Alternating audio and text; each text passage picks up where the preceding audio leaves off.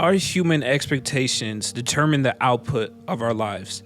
If you expect tragedy, tragedy will come.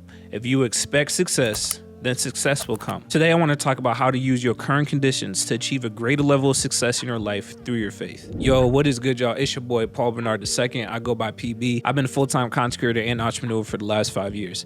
And let me tell you that my life is a living testimony of how God will continually exceed our expectations. There is no human rationale that can explain why I am where I am today. I was born in Port-au-Prince, Haiti, in a country that's extremely impoverished. Both my parents grew up in extreme conditions, like stuff that they make movies about or write stories about. Like, I can't even go into detail, just horrible living situations. But God used their situations, turned them around, gave my family success. We moved to America. I grew up in Michigan, and my father was in ministry, so I grew up in the church my whole life, but I didn't really understand God for myself until my later years in life. I would say when I was like 19, 20. I dropped out of college after like 1 year or like a year and a semester and a half or whatever. I just honestly quit. I was like, this isn't for me. And I started pursuing entrepreneurship, and I found success at an early age, and it's been ups and downs. It's been a crazy journey these last 5 years of doing business and working for myself. But all the rooms I've been in, all the success I've achieved, even being able to be here to speak to you and seeing this channel reach so many people, encourage so many people, is a testament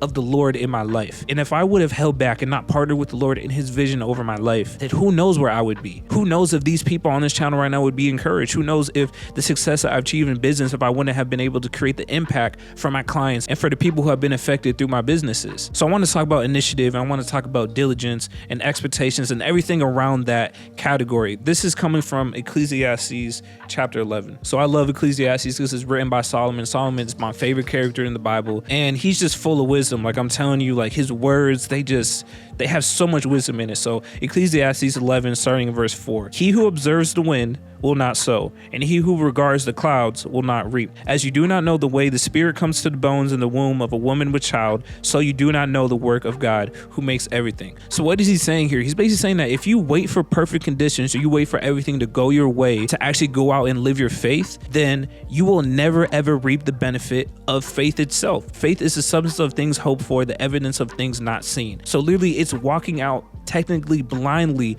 towards something, towards a goal, towards something that you have not seen, that does not have any real natural evidence of, knowing that you are going to reap the benefit of what you're walking towards. In human words, that's insanity, but that's what life in Christ is, being called the things that are quote unquote insane or go against common sense, because that's how God shows himself and reveals himself to this earth, by using our weaknesses, by using situations that don't make sense. See, personally, I just think that some of us are too aware or too smart for our own good. So what I mean by that, so lately I've been on a huge iCarly kick. I love iCarly, man. That show be cracking me up. But if y'all know the show, Freddie's mom, Mrs. Benson, she is so aware of every single tragedy and every single danger that her son Freddie could go through, so much to the point that she literally sets up her life this way. And it's a joke, but if you take it seriously, when you are so aware of everything, when you constantly consume injustice after injustice after injustice on social media, or you're always watching the news, or always just aware of every single bad thing that could possibly happen, all you're going to do is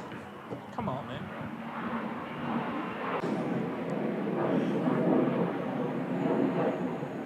Sorry, Iron Man just decided to fly by. All you're going to do is set conditions for your faith.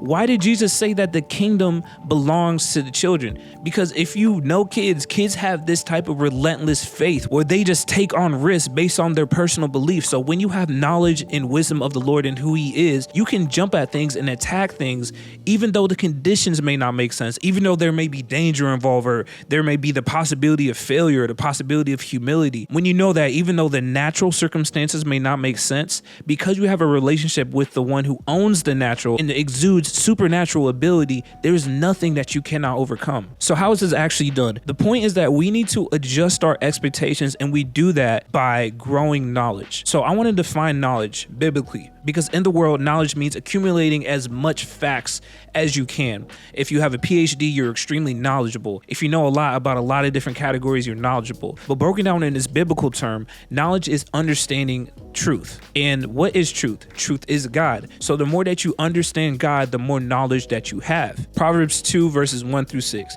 My son, if you receive my words and treasure up my commandments with you, making your ear attentive to wisdom and inclining your heart to understanding. Yes, if you call out for insight and raise your voice for understanding, if you seek it like silver and search for it as for hidden treasures, then you will understand the fear of the Lord and will find the knowledge of God. For the Lord gives wisdom. From his mouth come knowledge and understanding. Man, I'm telling you, I could read this whole chapter. I could read the whole book of Proverbs sitting right now. It is full of such knowledge because it is teaching you the truth, which is God. Knowledge is understanding God. That's how we adjust our expectations, because the more you know of God, the more you understand the history of what he did to the Israelites, of how he looked out for the kings of Judah, of how he creatively set up the lineage of Jesus in a way that made sense to the covenant that he made with Abraham and with David. When the more you understand of God and his perspective on why he created the earth, on how he loves us, everything that you understand about God is going to set you up for greater success, because then your perspective and lens that you see things is going to be that of God and not of man. Doing this will allow you to achieve supernatural expectations. What is supernatural expectations? It's simply faith. By faith, Noah went and built out the world's largest boat at the time, maybe even the first boat ever at that time, even though he had never seen rain before. Faith was going and walking into battle when you are significantly outnumbered, knowing that the Lord has your back, knowing that you have a connection to the being who can create supernatural solutions. We don't operate in the ways and methods of this world. We don't operate by the natural. Our rational thinking is irrational to the world. We need to learn to humble ourselves, or in other words, humiliate ourselves. We need to constantly be humiliating ourselves for God, because through that humiliation, through that humbling, God gets the glory, because it is shown that even though this person did not operate in what is natural and what is common, somehow they achieved this level of success. So what is it? In the same way that Shadrach, Meshach, and Abednego were thrown into the fire and supernaturally were saved from being burnt, King Nebuchadnezzar then was forced to contemplate, how did this happen? And then led to his salvation and understanding and respect of the God of Israel. It is through our humiliation, through our humbling, that God will then exalt us and then glorify us through his glory first. Your human and natural expectations are going to undermine the work of the Lord. Stop looking at everything through a human lens. Stop looking at everything through a worldly lens. Take on the perspective and the lens of God. Stop waiting for perfect situations for everything to be done. That is what Solomon is saying in this passage. Stop waiting for the natural to make sense in order for the supernatural to take place. Have hope and faith in the God of Israel and the God of our fathers and the God of our ancestors, the one who has been, who is, and is to come. Grow in your knowledge of the Lord. Grow in your knowledge of the Lord. Grow in your knowledge of the Lord. The more that you grow in that knowledge, the more confident you'll be in the decisions that you make. Should I be with this person or not? Should I date this person or not? Should I go after this business or not? Should I drink alcohol or not? All these gray areas of life that you have right now will be cleared up once you take on the black and white, clear perspective of God. God is the ultimate creator. He has the answer to everything, and you can have the answer to everything as long as you seek knowledge, which is the understanding of the Lord. I hope that this makes sense. I know it's kind of jumping all around the place, but I hope that this encourages you. I love y'all very much. Please make sure to like, share, comment, subscribe, whatever the list of things that helps this channel grow and reach more people. I love y'all very much, and I'll see y'all in the next video. Peace.